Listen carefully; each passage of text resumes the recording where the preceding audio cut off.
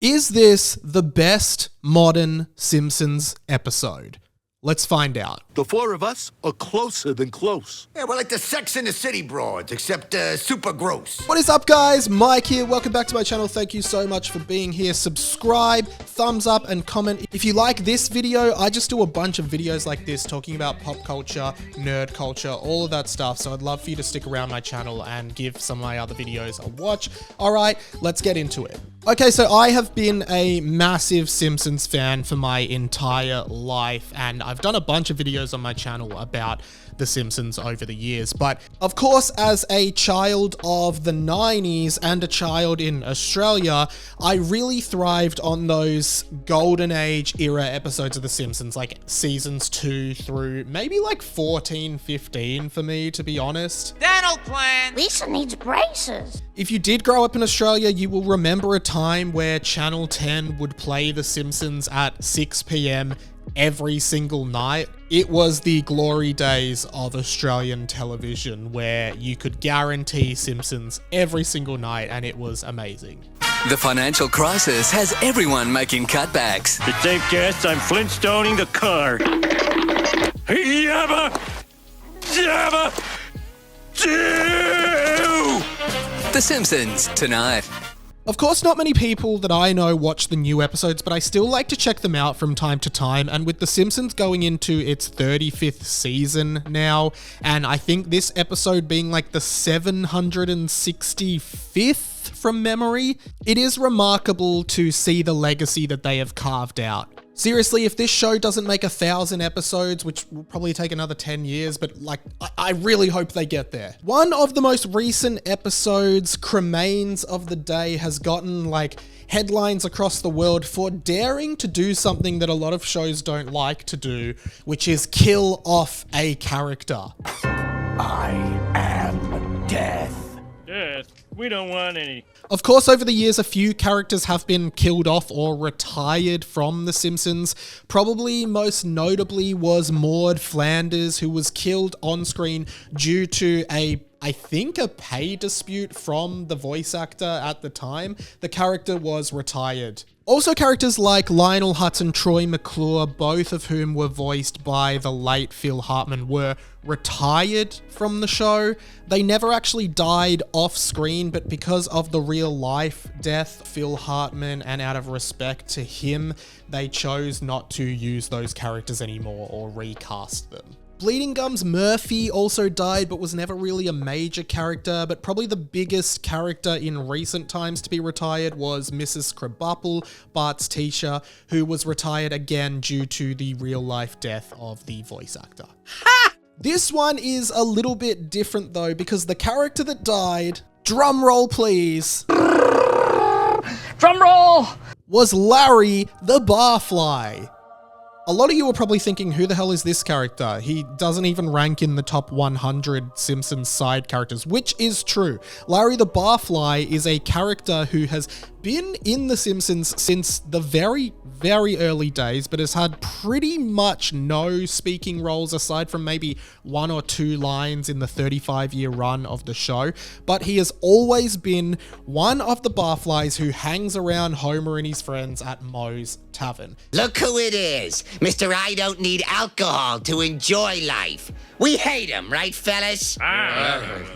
Essentially, a background character, just a generic character that was designed to make Moe's look more populated than just Homer, Lenny, Carl, and Barney, I suppose. But go back to any early episode of The Simpsons and Larry the Barfly is there. He is part of Springfield. And one of the things that I think The Simpsons always did so well was casting this slew of extended secondary characters to the Springfield universe. Yes, you had the Simpsons family and they were the key characters in the show, but over time, more and more side characters got their own development, storylines, and episodes devoted to them.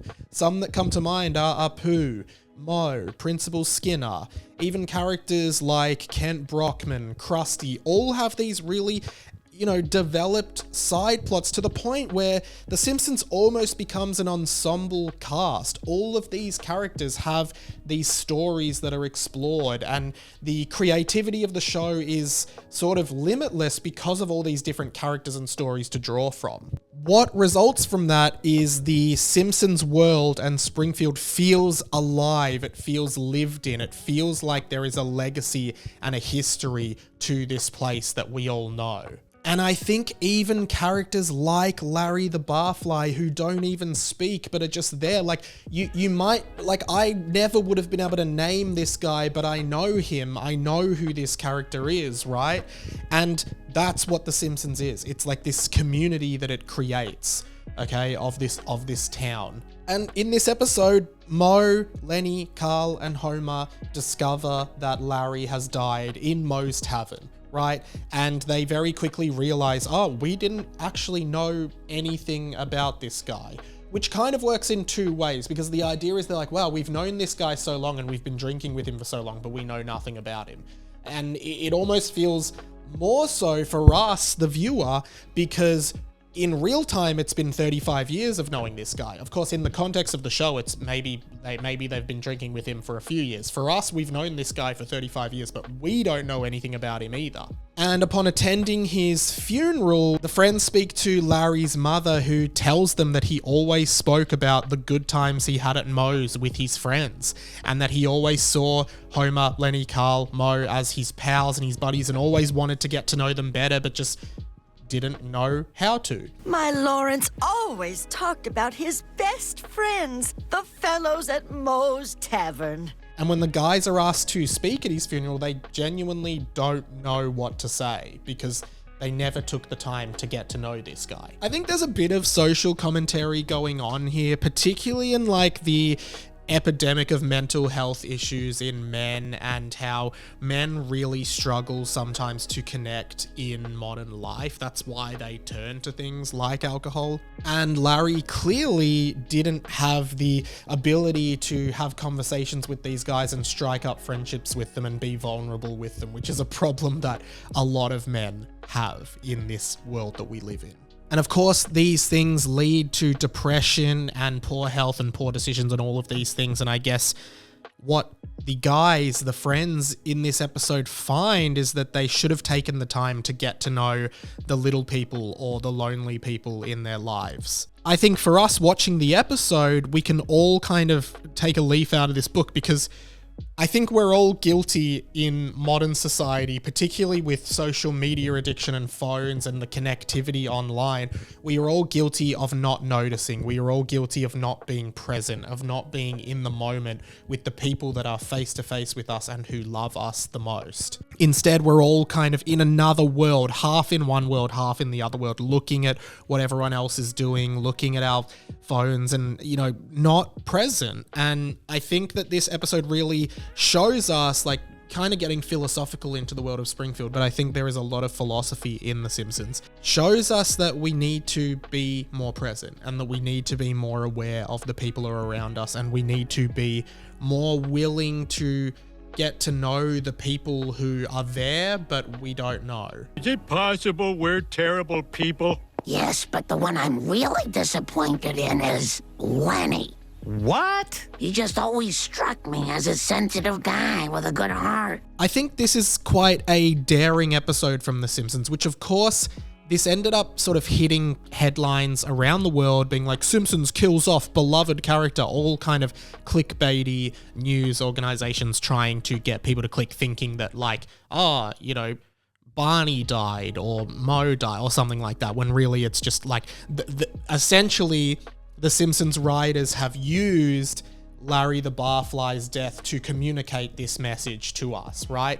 He's an expendable character that doesn't really mean much to the show's future, so they can get rid of him easy. But I think the beauty of The Simpsons and the beauty of what The Simpsons has achieved with this legacy it has is that even though we don't really know anything about this character, it still upsets me as a fan of the show that he's dead. Like, I still am like, oh, that's so sad that he died, when he's literally a background character in a TV show. But I think The Simpsons reinforces this idea, this yearning of community and stability in our lives that I think is really important. And Springfield has that, because Springfield is this ageless, timeless place that for 35 years has been the same. You know, Bart Simpson is always 10. Lisa is always 8. Maggie is always a baby. The characters never age in this world. So no matter how old you are in your life, it's always Springfield. When I was 10 years old watching The Simpsons to when I was 30 years old watching The Simpsons, it's still the same in there. And that's why when a character like Larry the Barfly dies, it's a work of genius, because it really shakes up that foundation. And again, not many shows would have the ability to do an episode like this, because they, one, don't have the legacy that The Simpsons has, but two, they don't even have the slew of recurring characters to choose one to kill off like this that would be meaningful at all. But as I said, even though no one really cares about Larry the Barfly, it still matters that he died. And that's why this is one of the best episodes of The Simpsons ever. Whew, Larry the Barfly, RIP. Thank you so much for watching this video, guys. If you like stuff like this, subscribe to my channel. There's videos like this going up all the time. You can also support me on Patreon. That's a great way to support me. If you watch my videos, if you consume any of my content, subscribe to my Patreon. Thank you to all my Patreons so far. Thumbs up and comment. What did you think of this episode? Who's your favorite Simpsons recurring character? I'd also love to know that. And what's your favorite modern Simpsons episode? I'd also love to get your thoughts on that. I would also love for you to check out my podcast. It's called 20th Century Boy. I just talk about stuff like this on there as well as my kind of day-to-day life. That's available on this channel or wherever you get your podcasts. Thank you so much for watching, guys. I'll see you in the next video. My name's been Radio Mike. This has been The Inside of My Mind. Catch you later.